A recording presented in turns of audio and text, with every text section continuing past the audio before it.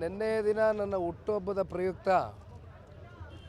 ರಾಜ್ಯಾದ್ಯಂತ ಪಕ್ಷದ ಕಾರ್ಯಕರ್ತ ಬಂಧುಗಳು 31 ಜಿಲ್ಲೆಗಳಿಂದ ಕೂಡ ಪಕ್ಷದ ಕಚೇರಿಯಲ್ಲಿ ನನಗೆ ಭಾಳ ಪ್ರೀತಿಯನ್ನು ತೋರಿಸಿದ್ದಾರೆ. ಬಂದು ಹುಟ್ಟುಹಬ್ಬದ ಶುಭಾಶಯವನ್ನು ಕೋರುವ ಮೂಲಕ ಇವತ್ತು ವಿಶೇಷವಾಗಿ ನಮ್ಮ ಮಂಡ್ಯ ಜಿಲ್ಲೆ ಮತ್ತು ನಮ್ಮ ಮದ್ದೂರಿನಲ್ಲಿ ಗೆಜ್ಜಿಲಗೆರೆನಲ್ಲಿ ಒಂದು ಹೋರಾಟ ಹಲವಾರು ದಿನಗಳಿಂದ ಏನು ನಿರಂತರವಾಗಿ ನಡೀತಾ ಇದೆ.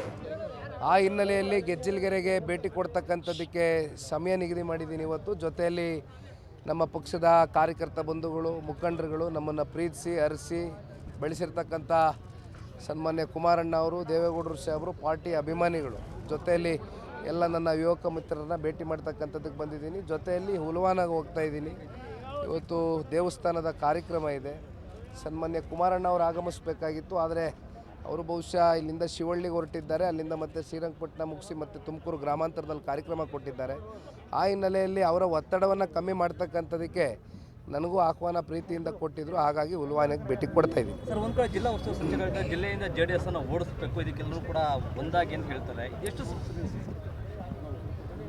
ಜಿಲ್ಲೆಯಿಂದ JDSನ ಓಡಿಸ್ತಕ್ಕಂಥದ್ದು, ಆ ಶಕ್ತಿ ಸಾಮರ್ಥ್ಯ ಇರ್ತಕ್ಕಂಥದ್ದು ಜಿಲ್ಲೆಯ ಜನತೆ ತೀರ್ಮಾನ ಮಾಡ್ತಾರೆ. ಯಾರನ್ನ ಇಟ್ಕೋಬೇಕು, ಸಭ್ಯರ್ಯಾರು ಅಸಭ್ಯರ್ಯಾರು ಅಂತಕ್ಕಂಥದ್ದು ಈ ಜಿಲ್ಲೆಯ ಪ್ರಬುದ್ಧ ಜನತೆ ತೀರ್ಮಾನ ಮಾಡ್ತಾರೆ. ನಾವಾಗಲಿ ಅಥವಾ ನಮ್ಮ ವಿರೋಧಿ ಬಣ ಆಗಲಿ ನಿಂತ್ಕೊಂಡು ಅವ್ರನ್ನ ಓಡಿಸ್ಬೇಕು, ನಮ್ಮನ್ನು ಗಟ್ಟಿಯಾಗಿ ಉಳಿಸ್ಕೊಳ್ಳಿ ಅಂತಕ್ಕಂಥದ್ದು ಇಲ್ಲಿ ಕೇಳ್ಕೊಳ್ತಕ್ಕಂಥದ್ದು ಆಗೋದಿಲ್ಲ. ಇವತ್ತೇನು ಕಳೆದ 2.5-3 ವರ್ಷ ಹತ್ತತ್ರ ಕಳೀತಾ ಬಂದಿದೆ ಈ ರಾಜ್ಯ ಸರ್ಕಾರದ ಆಡಳಿತ ವೈಖರಿ, ಬಹುಶಃ ಇವತ್ತು ರಾಜ್ಯದ ಜನತೆ ಮೂಲೆ ಉದ್ದಗಲಕ್ಕೂ ಕೂಡ ಇವತ್ತು ಬಾಯಿಗೆ ಬಂದಂಗೆ ಹೋಗಿತಾ ಇದ್ದಾರೆ. ಮೊದಲು ಜಿಲ್ಲಾ ಉಸ್ತುವಾರಿ ಮಂತ್ರಿಗಳು ಅವರು ಹೇಳಿಕೆ ಕೊಡೋದಕ್ಕಿಂತ ಮುಂಚಿತವಾಗಿ ಇವತ್ತೇನು ಪಾಪ ಜಿಲ್ಲಾ ಉಸ್ತುವಾರಿ ಮಂತ್ರಿಗಳ ಕೆಲಸ ಮಾಡ್ತಾ ಇದ್ದಾರೆ, ಅವ್ರ ಸ್ಥಾನಕ್ಕೆ ಶೋಭೆ ತರ್ತಕ್ಕಂಥ ಮಾತನಾಡಲಿ. ಆಮೇಲೆ ಅವರು ಎಲ್ಲಿಂದ ರಾಜಕೀಯವಾಗಿ ಬೆಳೆದು ಬಂದರು, ಅವೆಲ್ಲ ದಾರಿಯನ್ನು ಮರ್ತಂಥ ಮನುಷ್ಯ ಯಾವತ್ತಿಗೂ ಕೂಡ ಜೀವನದಲ್ಲಿ ಆತ ಏಳಿಗೆಯನ್ನು ಕಾಣಲಿಕ್ಕೆ ಸಾಧ್ಯ ಇಲ್ಲ. ಅದನ್ನು ಅರ್ಥ ಮಾಡ್ಕೊಳ್ಬೇಕಾಗ್ತದೆ. ಪಾಪ ಜನತಾದಳ ಓಡಿಸ್ಬಿಟ್ರೆ ಯುವಕರ ಭವಿಷ್ಯ ಸ್ಥಾಪನೆ ಮಾಡಿಬಿಡ್ತಾರಂತಲ್ಲ ಜಿಲ್ಲಾ ಉಸ್ತುವಾರಿ ಮಂತ್ರಿಗಳು. ಯಾವ ಯುವಕರು ಭವಿಷ್ಯ ರೀ?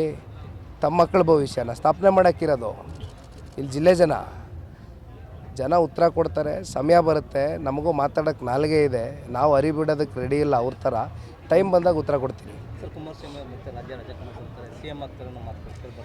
ಇದು ನೋಡೋಣ, ನಾನು ರಾಜ್ಯ ಪ್ರವಾಸ 52 ವಿಧಾನಸಭಾ ಕ್ಷೇತ್ರ ಮಾಡ್ಕೊಂಬಂದಿದ್ದೇನೆ.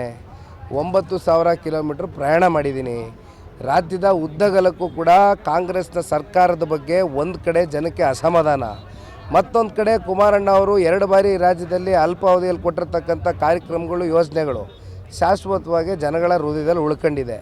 ಹಾಗಾಗಿ ಮತ್ತೆ ಕುಮಾರಣ್ಣನಂತಕ್ಕಂಥ ಒಬ್ಬ ವ್ಯಕ್ತಿ ಬರಬೇಕು, ಈ ರಾಜ್ಯವನ್ನು ಉಳಿಸಬೇಕು ಅಂತಕ್ಕಂಥದ್ದಾದರೆ ನನ್ನ ಭಾವನೆ ಇದು ಜನತಾದಳ ಪಕ್ಷದ ಕಾರ್ಯಕರ್ತರು ಮುಖಂಡರದಲ್ಲ, ಇಡೀ ರಾಜ್ಯದಲ್ಲಿ ಇವತ್ತು ಈ ಚರ್ಚೆ ಭಾಳ ಗಟ್ಟಿಯಾಗಿ ಪ್ರಾರಂಭ ಆಗಿದೆ.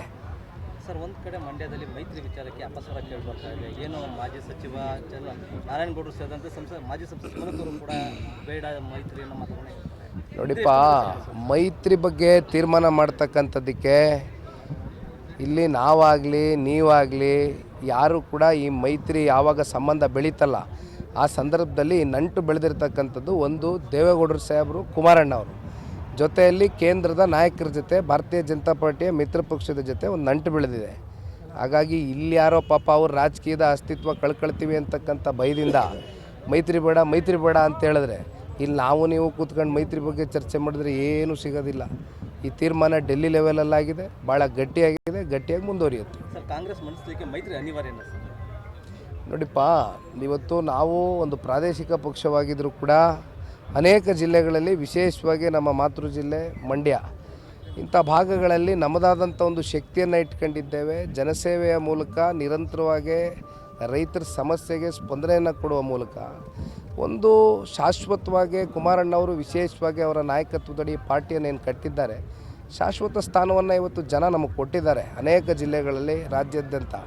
ಹಾಗಾಗಿ ಇವತ್ತು ನಮಗಿರ್ತಕ್ಕಂಥ ಶಕ್ತಿ ಜೊತೆಯಲ್ಲಿ ಭಾರತೀಯ ಜನತಾ ಪಾರ್ಟಿ ಅವ್ರಿಗಿರ್ತಕ್ಕಂಥ ಶಕ್ತಿ, ಆ ಸಮ್ಮಿಲನ ಆದಂಥ ಸಂದರ್ಭದಲ್ಲಿ ಲೋಕಸಭಾ ಚುನಾವಣೆಯ ಫಲಿತಾಂಶ ನಮ್ಮ ಕಣ್ಮುಂದೆ ಇದೆ.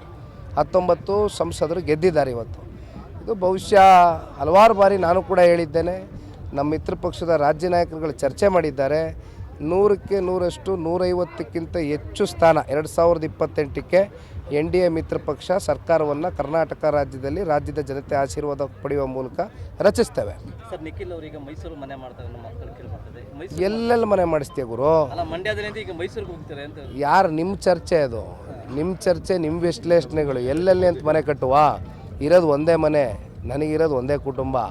ಕುಮಾರಣ್ಣ, ನಮ್ಮಮ್ಮ, ನನ್ನ ಹೆಂಡತಿ, ನನ್ನ ಮಗ. ಒಂದೇ ಮನೆ JP ನಗರಲ್ಲಿದ್ದೀವಿ. ಬಿಟ್ಟರೆ ಇಲ್ಲಿ ತೋಟದ ಮನೆ ಕೇತಗಾನಹಳ್ಳಿ 85ನೇ ಇಸ್ವಿನಲ್ಲಿ ಖರೀದಿ ಮಾಡಿರ್ತಕ್ಕಂಥ ಜಮೀನು. ಅದು ಬಿಟ್ಟರೆ ನಮಗಿನ್ನು ಯಾವುದು ಮನೆ ಏನೋ ನೋಡಿ. ಮನೆ ಮಾಡೋದ್ರಿಂದ ನೀವು ಏನೋ ಬೇರೆ ಸಂದೇಶ ಕೊಟ್ಬಿಡ್ತೀವಿ ಅಂತಕ್ಕಂಥ ಭಾವನೆಯನ್ನು ಇಟ್ಕೋಬಾರ್ದು.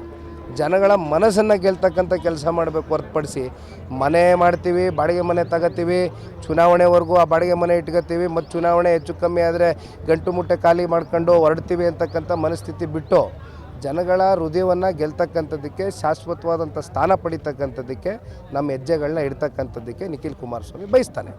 Thank you.